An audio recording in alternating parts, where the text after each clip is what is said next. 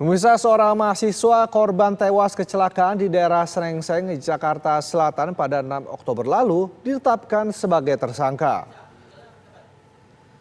Pihak kepolisian menghentikan penyidikan kasus kecelakaan yang melibatkan pihak ex-Kapolsek Cilincing dan mahasiswa yang berinisial H. Dengan alasan kasus telah kadaluarsa, tidak cukup bukti dan tersangka telah meninggal dunia sehingga kasus pun SP3 atau dihentikan.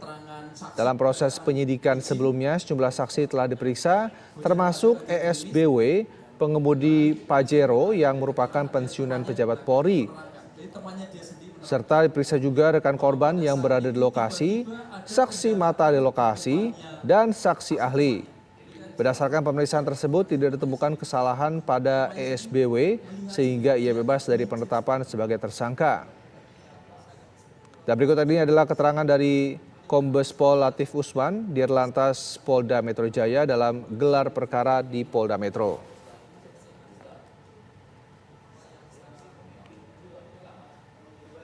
Sehinggalah saya untuk kepastian hukum mengambil kesimpulan kami kasus ini SP3.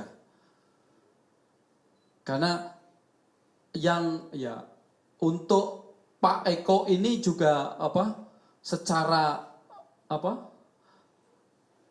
dari keterangan saksi ini memang tidak bisa dijadikan tersangka.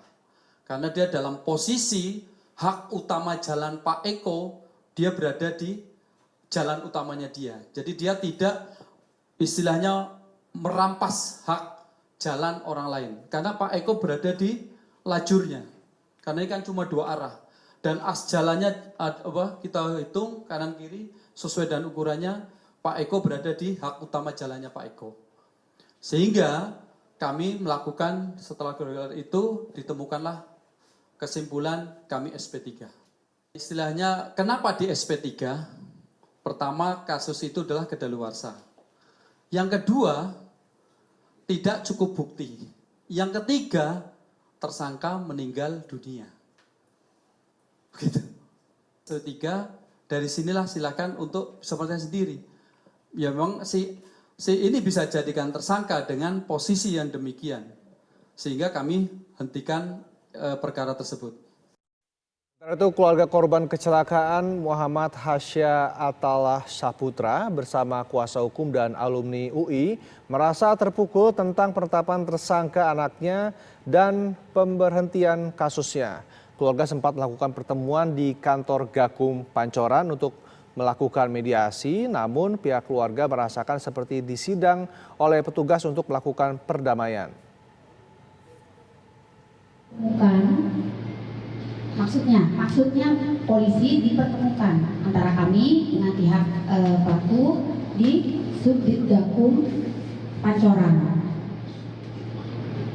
Kami di situ sudah membawa Bu Gita dan teman-temannya 5 orang.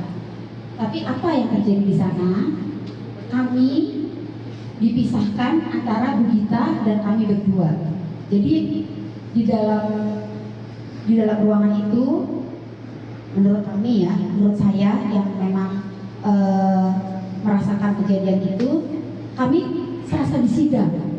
Ada beberapa petinggi polisi, mohon maaf saya harus menyebutkan itu, meminta kami untuk berdamai. Udah berdamai aja, karena posisi anak ibu